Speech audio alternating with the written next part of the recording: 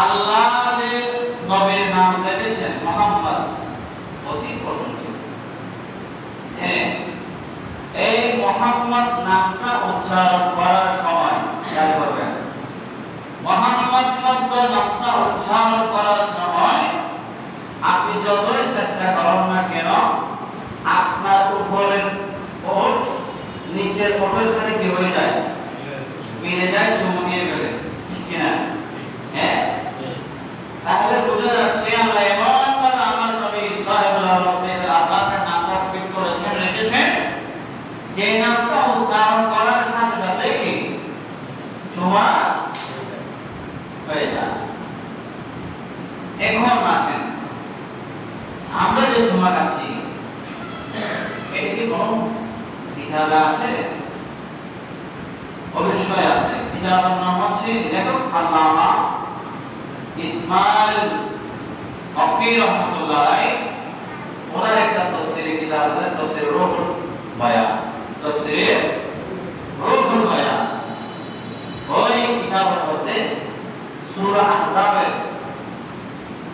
আহজাবের মধ্যে ইন্নাল্লাহা ওয়া মালাইকাতাহু ইউসাল্লুনা আলান নবী বলেন আমরা ইয়া আইয়ুহাল্লাযীনা আমানু সাল্লু আলাইহি ওয়া সাল্লিমু তাসলিমা। এই আয়াতের আলোচনার মধ্যে, তাফসীরের মধ্যে আল্লামা ইসমাইল হকি রাহমাতুল্লাহ আলাইহি আল্লাহ রাসূলের সুন্নাত সম্পর্কে আলোচনা করেছেন। সুবহানাল্লাহ।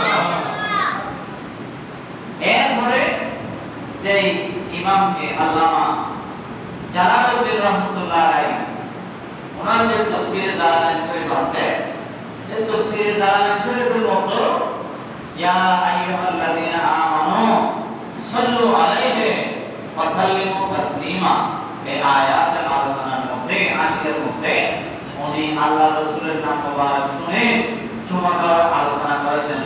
সুবহানাল্লাহ। তাই কাসাসুল আম্বিয়া একটা কিতাব আছে, ওই কিতাবের মধ্যে আল্লাহ রাসূলের নাম মোবারক চুমা খাওয়া সম্পর্কে আলোচনা আছে। ওখানে কি আলোচনা আছে?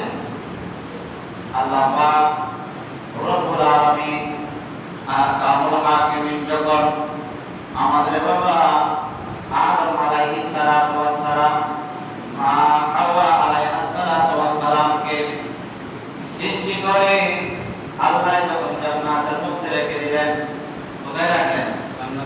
জান্নাতে।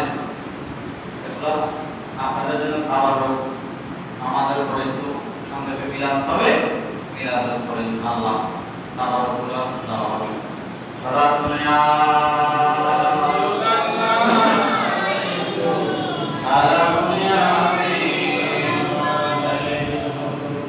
আদম মা হাওয়া আলাইহিস সালামকে আল্লাহ যখন বেহেশতের মধ্যে রাখলেন, তখন বাবা আদম আলাইহিস সালাম আমার নবীকে দেখার জন্য, আমার নবীর সাথে সাক্ষাৎ করার জন্য মনে মনে ইরাদা করলেন। মনে কি করলেন? ইরাদা করলেন। আমাদের বাবা আদম যখন ইরাদা করলেন, কিতাবের মধ্যে রয়েছে রব্বুল আলামিন আকামুল হাকিমিন পরওয়ারদিগার আলম আদম আলাইহিস সালাতু ওয়াস সালামের কাছে ওহী প্রেরণ করলেন, হে আদম, তুমি যার সাক্ষাতের জন্য আরজ করতেছ, ওই আমার হাবিব নবী মুহাম্মদ রাসূলুল্লাহ সাল্লাল্লাহু তাআলা আলাইহি ওয়াসাল্লাম তোমার পিঠের মধ্যে রয়েছে।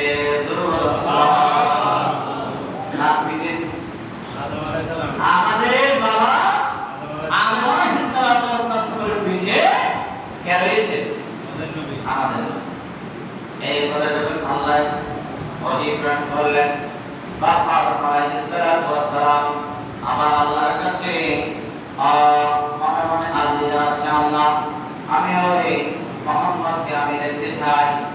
এই কথা যখন বাবা আদম আলাইহিস সালাম আল্লাহর কাছে কি করতেছে? আল্লাহর কাছে ফরিয়াদ করতেছে, জানাচ্ছে। এরপরে আমার আল্লাহ আদম আলাইহিস সালাম ওরা দিলেন বলে আদম আমি আমার এই হাবিবকে তোমার শাহাদাত আঙ্গুলের মধ্যে রেখে দিলাম। কোন আঙ্গুল? এই আঙ্গুলের মধ্যে যখন আমার সরকারে মদিনা নূর মুস্তাফা রাখে কিতাবের মধ্যে আসে লগে লগে ওই আঙ্গুল জিকির করা শুরু করলেন। এক আয়াত এক আলোচনা আছে এই আঙ্গুলের নাম হচ্ছে জিকির। কি আঙ্গুল? শাহাদাত আঙ্গুল। এটা জিকির আঙ্গুল, জিকির জিকির। সে কারণে আমরা পাহাড়ে তসবিহ তবে আঙ্গুল কোনটা দিই? এটা দিয়ে যত দ্রুত আপনি তসবিহ কি করবেন তত তাড়াতাড়ি হয়ে যায়। কিন্তু আঙ্গুল কখনো আঙ্গুল দিয়ে করা যায় না। এটা কোথায় দেখা হয়েছে? আর আলোচনার মধ্যে রয়েছে হযরত আদম আলাইহিস সালাম যখন আল্লাহর কাছে এই ফরিয়াদ করতেছে নবীর নূর পাককে দর্শন করার জন্য, দেখার জন্য, আল্লাহ পাক রব্বুল আলামিন হযরত বাবা আদম আলাইহিস সালামের এই দোনো ভুজাঙ্গুলে দোনো নখের মধ্যে আল্লাহ পিন করে দিলেন। এমন ভাবে পিন করলেন কিতাবে আছে একজন মানুষ একটি আয়নার মধ্যে আয়নার সামনে দাঁড়ালে যেভাবে এই মানুষের পুরো বডি চেহারা সুস্পষ্ট ভাবে আর নিখুঁত ভাবে যে দেখা যায়, ঠিক তেমনি ভাবে বাবা আদম আলাইহিস সালাম আমার নবীর নূর মুস্তাফা ওনার দরজা-আঙ্গুলের মধ্যে দেখতে পাচ্ছেন। জোরে বলেন সুবহানাল্লাহ। কিতাবে সে দেখার সাথে সাথে আদম আর দেরি করে নাই, আমার নবীর নূর মুস্তাফা দেখার সাথে সাথে উনি চুমুক দিয়ে চোখের উপরে মালিশ করলেন। জোরে বলেন সুবহানাল্লাহ। তখন এই কথা যখন জিবরিল আলাইহিস সালাম আমার নবীকে বললেন আদমের এই কথাগুলো, তখন আমার নবী বলছে যে আমার উম্মত এই কাজটা করবে সেই বান্দা বর্তমানে মরণের আগ পর্যন্ত অন্ধ হবে না। জোরে বলেন সুবহানাল্লাহ। তাহলে চুমা সর্বপ্রথম কে দিয়েছে? সর্বপ্রথম চুমা দিয়েছে বাবা আদম আলাইহিস সালাম। তাহলে আমরা আদমের সন্তান, আমাদের বাবা যখন করেছে তাহলে আমাদের করতে হবে না? করলে কি আসবে? বিশেষ সওয়াব আছে, এমন ফায়দা আছে না নাই? এমন ফায়দা ওই মানুষ মরণ পর্যন্ত সে কি হবে না? অন্ধ হবে না। তাহলে বুঝতে পারলেন আদম আলাইহিস সালাম নবীর নাম মুবারক দেখে নূর মুস্তাফা দেখে চুমা খেয়েছেন। আমরা সুন্নি আলেমরা, সুন্নি জনগণরা আমরা এমনি কাটছি না, আমাদের বাবা আদম আলাইহিস সালামের সুন্নাত আমরা আদায় করতেছি। সুবহানাল্লাহ। এরপর আসেন হযরত মুসা কালিমুল্লাহ সালাতুন ইয়া রাসূলুল্লাহ সালাতুন ইয়া হাবিবাল্লাহ আল্লাহুম্মা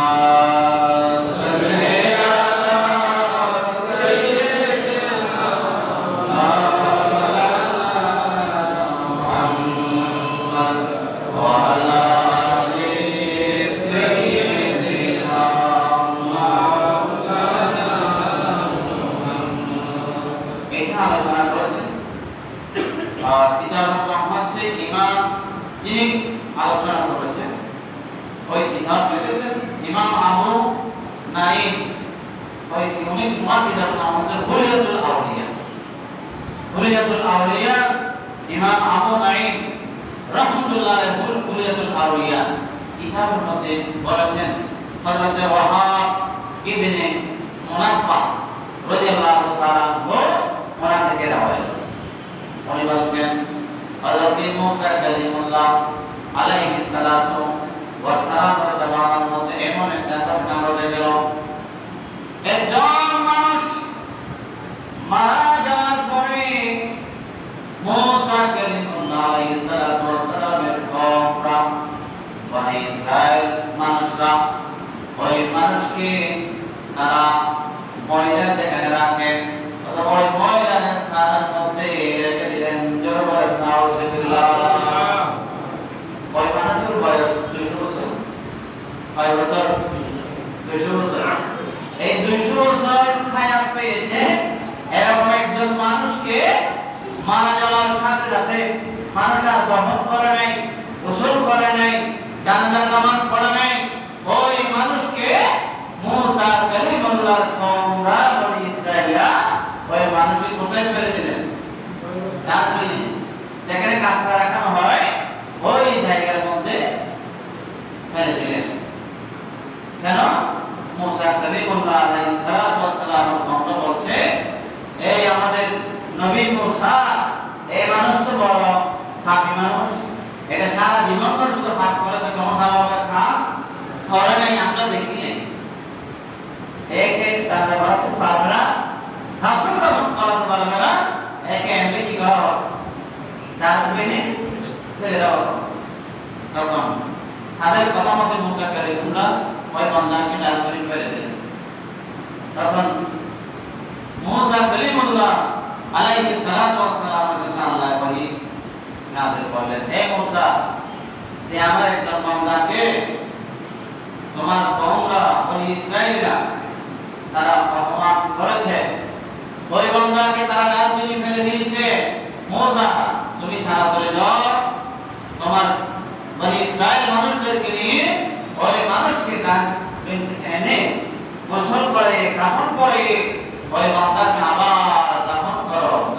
সুবহানাল্লাহ। মুসা কালিমুল্লাহ ওদের কথা পয়গম্বর উনি আসাদুল আল্লাহ ওই বান্দা সম্পর্ক তো আপনার বান্দারা বনি ইসরাঈলরা ওনার বিপক্ষে, ওনার খারাপ সম্পর্কে ওনারা বলছেন উনি কোনোদিন ভালো কাজ করে নাই, উনি তো সব সময় খারাপ কাজে লিপ্ত থাকতেন। আল্লাহ কেন ওনারা আমি জানাতে পারবো? মানুষ তো আমাকে ধরবে। আল্লাহ বলছে, মুসা আমি তোমাকে যেটা বলছি এটা করো, এর রহস্য আমি তোমাকে বড় করব। তখন মুসা আল্লাহর কথা মতে ওই মানুষকে ময়লার স্থান থেকে এনে গোসল করে কাফন করে জানাজা পড়ে তাকে একটা সুন্দর জায়গার মধ্যে কি করলেন? দাফন করলেন। দাফন করার পরে রব্বুল আলামিন আকামুল হাকিমিন মুসা কালিমুল্লাহ আলা নবিয়িনা আলাইহিস সালাতু ওয়াস সালাম আমার কাছে ওহী পাঠালেন, এই মুসা, এই মানুষকে তোমার কওমরা বনি ইসরাঈলের মানুষরা সে 200 বছর পর্যন্ত অপরাধ করেছে, গুনাহ করেছে, সেই কারণে তাকে ডাস্টবিনের মধ্যে ফেলে দিয়েছে।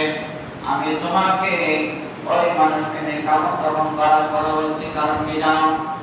এই মানুষ যখন তুমি মুসা তাওরাত কিতাব তেলাওয়াত করতেন, তেলাওয়াত করার সময় তাওরাত কিতাবের মধ্যে আমার হাবিবের নাম আছে।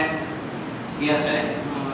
তাওরাত কিতাবের মধ্যে আমার আখির জামানার নবী নবী মুহাম্মদ রাসূলুল্লাহ সাল্লাল্লাহু তাআলা আলাইহি ওয়াসাল্লাম কি আছে?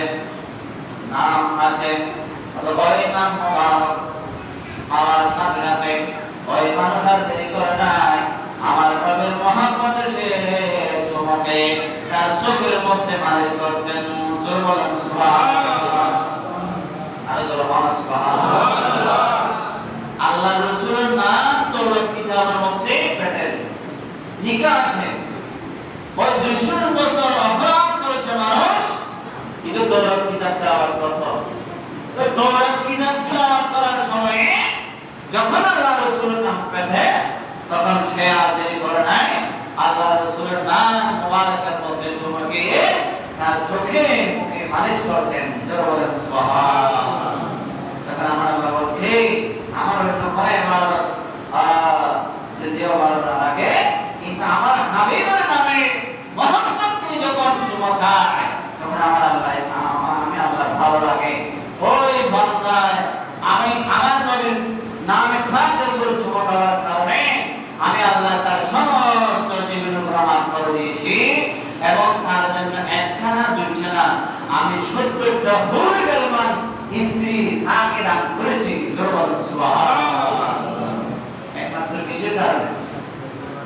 আল্লাহ রাসূলের নাম মুবারক চুমা খাওয়ার কারণে সালাত দুনিয়া সালাম ইয়া এটা প্রথমে গেছে আদম, এরপর মুসা কালিমুল্লাহ জামানাত আল্লাহ রাসূলের নাম মুবারক চুমা খাওয়ার কারণে জাহান্নামে কি হয়ে গেল? জান্নাতে হয়ে গেল। এবার আসি আমাদের নবীর সাহাবায়ে কেরাম চুমা দিয়েছিলেন। কিতাবের মধ্যে আছে একদিন হযরত বেলাল রাদিয়াল্লাহু তাআলা মসজিদে নববী শরীফের মধ্যে আযান দিচ্ছে। ওই সময়ের মধ্যে আল্লাহ রাসূল সরকার মদিনা উপস্থিত ছিলেন। তখন হযরত বেলাল রাদিয়াল্লাহু তাআলা উনি আযান দেওয়ার সময় আশহাদু আন্না মুহাম্মাদুর রাসূলুল্লাহ সাল্লাল্লাহু তাআলা আলাইহি ওয়াসাল্লাম যখন বলতেন, এই শাহাদাত আঙ্গুল দিয়ে দেখাই দিতে আল্লাহ রাসূলকে